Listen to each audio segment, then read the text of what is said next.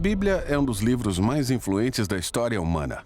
Ela explora as grandes questões ligadas à nossa existência. Ela inspirou muitas pessoas a fazerem grandes coisas. E confundiu muitas outras. E você provavelmente tem uma por aí, largada em algum lugar. Então, o que realmente é a Bíblia?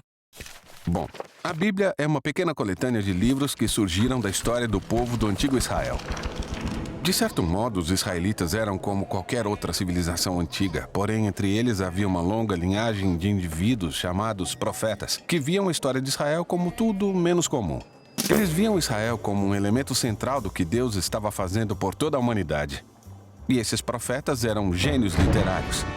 Sério? Sim, com grande habilidade eles usaram a língua hebraica para escrever narrativas épicas e poesia muito sofisticada. Eles eram mestres de metáforas e histórias. E utilizavam tudo isso para explorar grandes questões que envolvem a vida, a morte e as dificuldades humanas. Então, muitos autores diferentes escreveram esse livro. Sim, esses textos foram produzidos durante um período de mais de 1000 anos, começando com as origens de Israel no Egito e seguindo até a fundação do seu reino com o primeiro templo. Mas eles acabaram sendo conquistados pelos babilônios que os levaram para o exílio. Depois, em um momento crucial na sua história, muitos israelitas voltaram para sua terra. Eles construíram o segundo templo e reformaram sua identidade. Foi aí que as escrituras judaicas começaram a se tornar naquilo que conhecemos hoje. Certo, a Bíblia judaica. E o que ela contém? Bom, em hebraico ela é designada por uma sigla, Tanakh. O T representa a Torá, às vezes chamada de a Lei. Esses são os 5 livros da história da fundação de Israel. O N representa Nevhem, a palavra hebraica para profetas. Esses são os livros históricos que contam a história de Israel do ponto de vista dos profetas. Depois temos os livros poéticos dos próprios profetas. O K é a abreviação de Ketuvim, a palavra hebraica para escritos. Essa é uma coleção diversificada de livros poéticos, livros de sabedoria e outras narrativas. E os judeus acreditam que Deus fala com seu povo por meio de todas essas obras literárias. Existem outros textos judaicos produzidos durante o período do Segundo Templo também.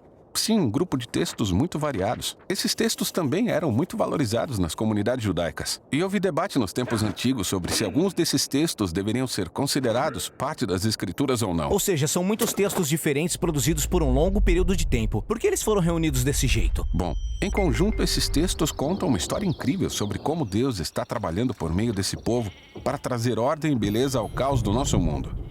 E tudo isso aumenta a esperança da chegada de um novo líder que viria e renovaria toda a criação. Mas o Tanakh termina e esse líder não vem. Então é uma obra de arte, mas não tem um final? Exatamente.